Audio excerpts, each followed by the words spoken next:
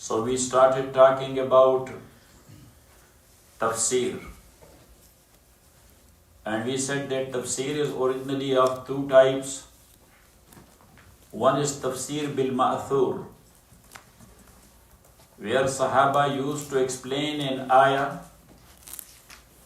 with the Hadith and Sunnah of Rasulullah sallallahu alaihi wasallam. And later on from ulama and mufassirin, this method was adopted by Hafiz ibn Kathir rahmatullahi alayhi in Tafsir ibn Kathir.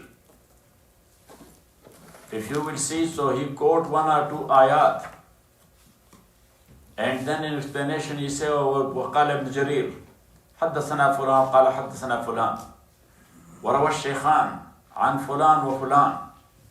So then he explained that with those ahadith. The second method, that is what Tafsir bil Rai. Tafsir bil Rai mean where you are applying other sciences to the ayat of Holy Quran, explaining these ayat in the lights of these sciences. And in these sciences, the basic and original one is Diwanul Arab. Diwanul Arab mean the prose and poetry of the time of Jahiliyyah. As Sayyidina Umar radiyallahu ta'ala anhu once in his khutbah said, Alaykum bi diwanikum fa inna fihi tafsir kitabikum, that you must learn your diwan, because in that diwan there is tafsir of your book. So they ask Amirul Mu'mineen, what's our diwan? So he said, Shi'arul Jahiliyyah, the poetry of the time of Jahiliyyah, because they were authentic people in this regard. Then, after that, the ulama,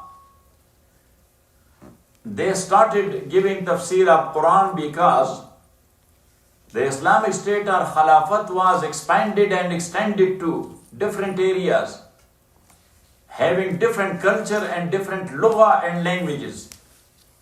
So they were in need of interpretation of the book of Allah subhanahu wa ta'ala. So now, the proper method of tafsir started in the time of Abbasids and Abbasi dynasty.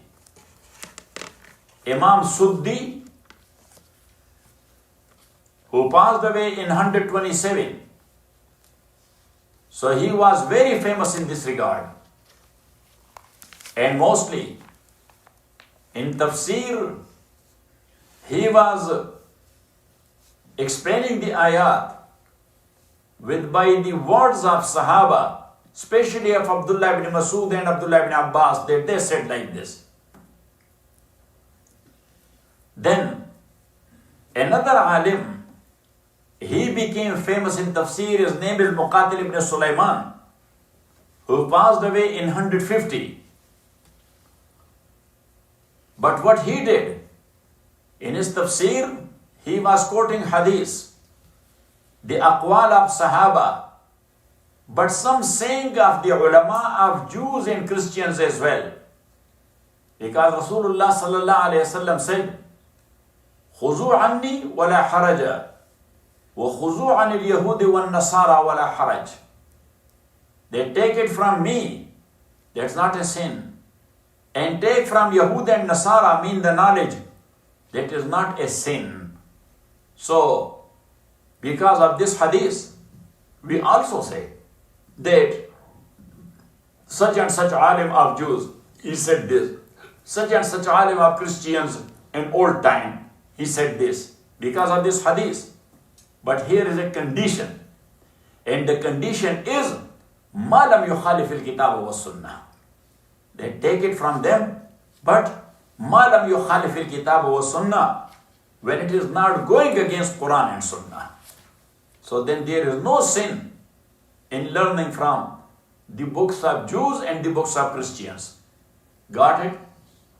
And that's why some of these ulama, they couldn't differentiate in certain places in a proper saying and in a perverted saying. So sometimes they could, like as there are so many Israeliyat in Tafsir Jalalain, even though Jalalain is a part of our course, but there, when we are teaching it, so we mention it or not, that this is a lie. Yes? So if somebody will jump, he say, you say Imam Jalaluddin Sayyuti is such a great muhaddis and mufassir, he lied. He said, no, he didn't lie. He quoted it. He got it from Israeliyat and he quoted it here. Got it? Yes, he mentioned it here. So, because that is going against Quran and Sunnah. And that's why some ulama said that Imam Sayyuti and Imam Muhalli both, they were great scholars. How? They didn't notice it. Or they couldn't notice it. So they say actually in their tafsir, there are a lot of writing and putting up some other people. Because at that time, neither the printing press was there, nor the rights reserved was there. Yes, everybody was writing for himself. So what he liked through his mutaliya, so he put it there. That this is also a good thing to explain this ayah. And thus later on, this tafasir came into existence. Got it? Yes. So, this Muqatil ibn Sulaiman, he was a great alim, but as he was quoting lot of saying of Yahud and Nasara in his tafsir. So that's why when somebody mentioned something to Imam Abu Hanifa from Muqatil ibn Sulaiman, so he said about a few of them, this is a lie. This is a lie. This is a lie. So somebody said that Imam Muqatil ibn Sulaiman, the great alim, you said that he's a liar. I said, why you are putting your word in my mouth? I didn't say that he is a liar. I said this is a lie. Yes? He got it from somewhere and put it in his tafsir. Got it? And why Imam Rahmatullahi alayh, he was not thinking of that time that such a great alim about his book, I am saying this is a lie and this is a lie and this is a lie. Yes? Which some people are so-called people of moral and character. They will say, it was not looking good saying about the book of some great alim. Why?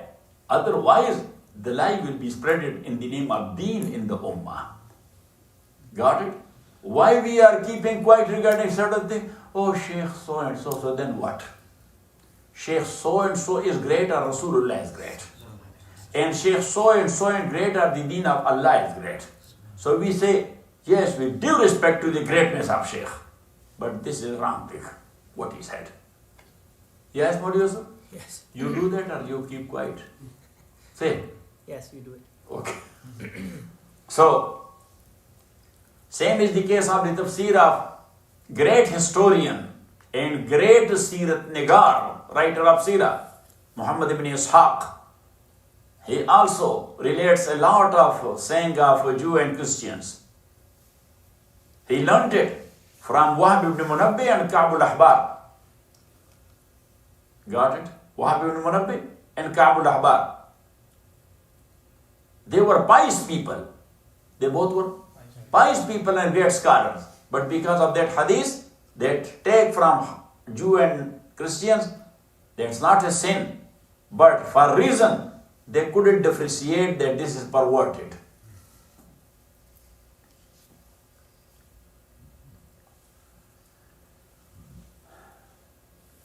But these tafasir, we find only its quotes there in other tafasir. These tafasir in a compiled shape, we have not seen it. We have not, that's wasted somewhere.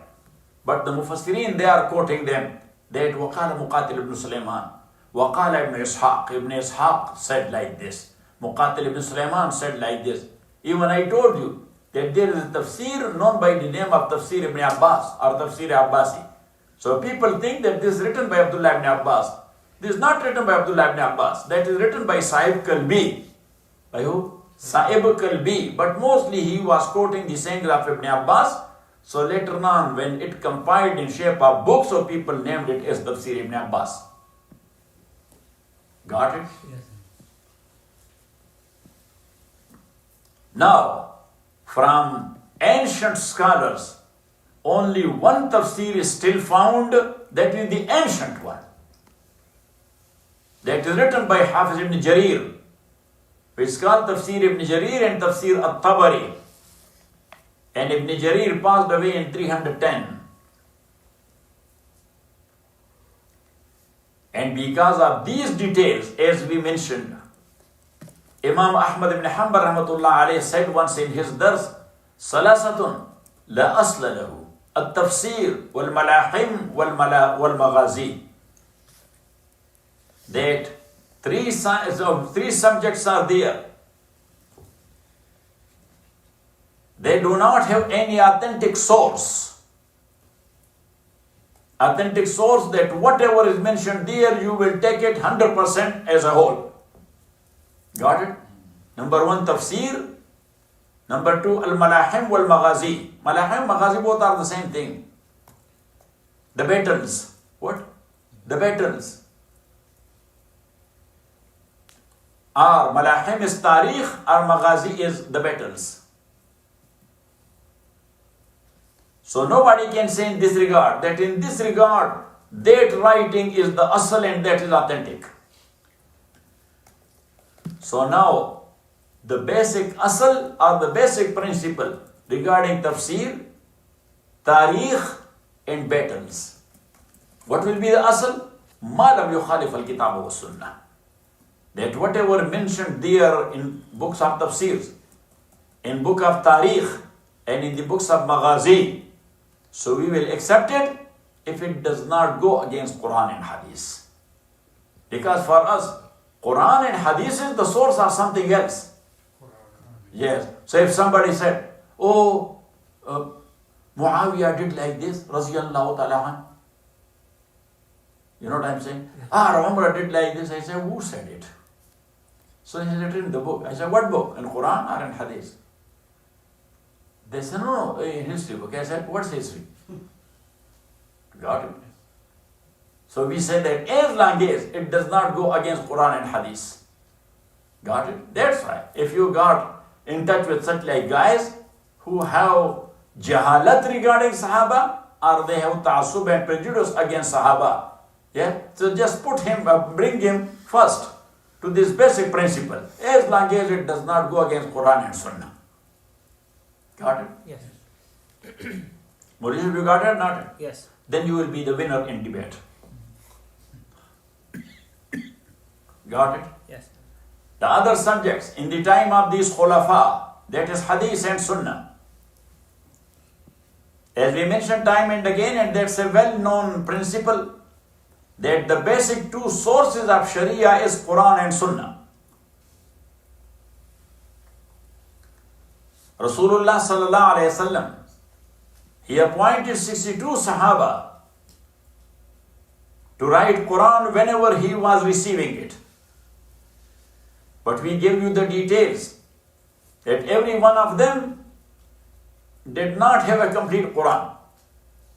Because when Rasulullah sallallahu alayhi wasallam was receiving wahi, so whosoever from these 62 was present at that time, he was taking a position to write it down. So that part was with him. Next time, another one was there. He wrote it. Got it? And these 62, Rasulullah sallallahu alayhi wasallam ordered them, La taktubu anni ghayr al-Quran. That don't write from me, but only Quran. So that's not a hadith in general. They don't write by hadith. No, you, the inscribers of Quran, you should not write but only Quran. Because maybe, because of mistake, you will mingle my wording with the word of Quran later on. Because you have the pieces written there. That is also Quran. So that's why Rasulullah sallallahu alaihi wasallam, to be on the safe side, he said to these 62, don't write, La taktubu anni ghayr al-Quran. But it doesn't mean that Sahaba have not written a hadith of Rasulullah sallallahu alaihi wasallam. That book of mine, Science of Hadith. Yes, half of that book is in this regard. That how many Sahaba they used to write hadith, and how many of them they had their own written compilation. Got it? or not? Yes. Yes. So now this is also a wrong propaganda of either Juhala or Mu'anideen. Juhala are ignorant people and Mu'anideen are arrogant people. A propaganda of ignorance or a propaganda of arrogance. That, a hadith are written after 100 years. Because in 101, in what? In 101, Imam Muhammad ibn Muslim ibn Shihab az-Zuhri, Imam Muhammad ibn Muslim ibn Shihab az-Zuhri. Usually we say Imam Zuhri. Yes, if you will go to Saheh, you will say قال حدثنا الزهري. Great muhaddis. قال حدثنا الزهري. You are from Banu Zuhra. Banu Zuhra is actually the tribe of the mother of Rasulullah sallallahu alaihi wasallam.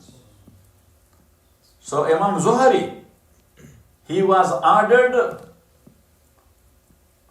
by Umar ibn Abdul Aziz radiyallahu ta'ala an, the Khalifa of Umayyads, Khalifa Rashid, that if he will club together with 4 Khulafa, a 5th one, as far as the practical shape of Khilafat is concerned in the light of Quran and Sunnah, so we can include who?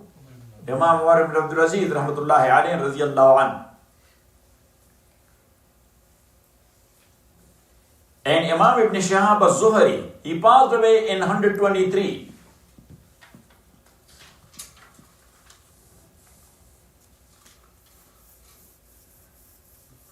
So it doesn't mean that he wrote a hadith for the first time. He compiled it officially for the first time. There is a big difference. Got it? That's why I have written there a chapter, Al-Kitaba. What? Al-Kitaba, the writing of a hadith. And then another chapter, At-Tadween, the compilation of hadith.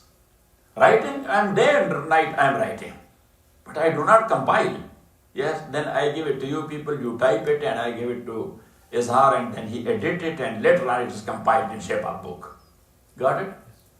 So anyhow,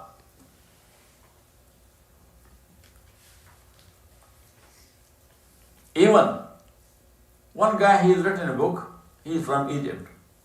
I don't know, ignorantly or arrogantly, he has said that actually the hadith of Abu Hurairah was not that much authentic.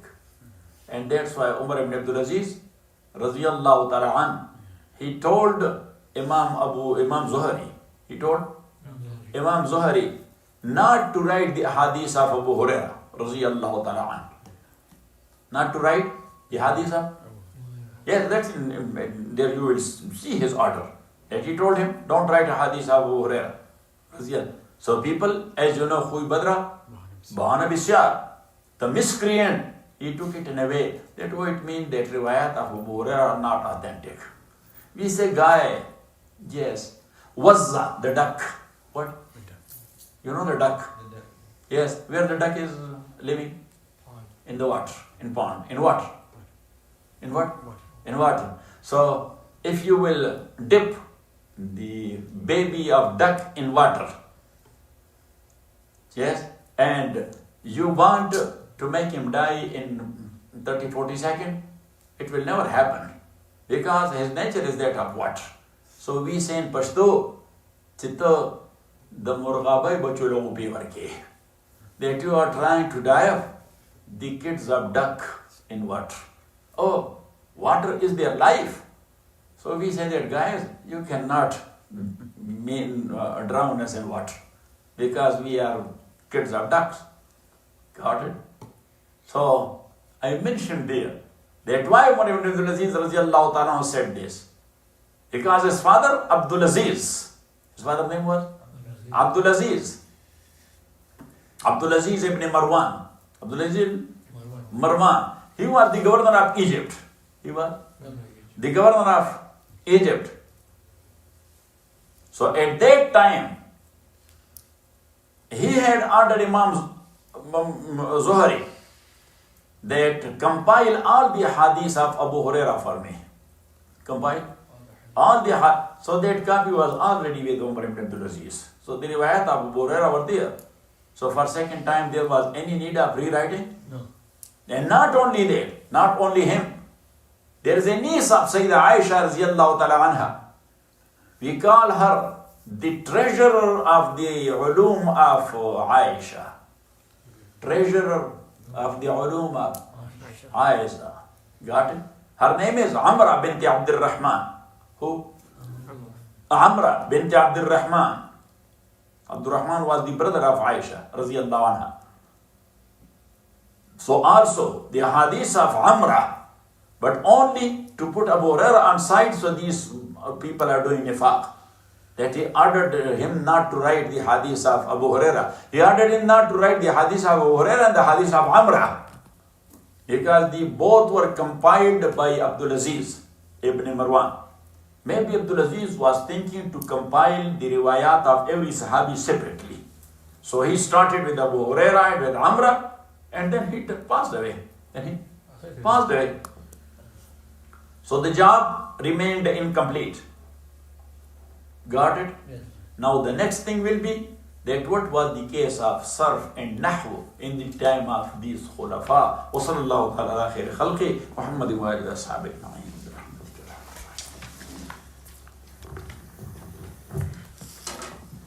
الحديث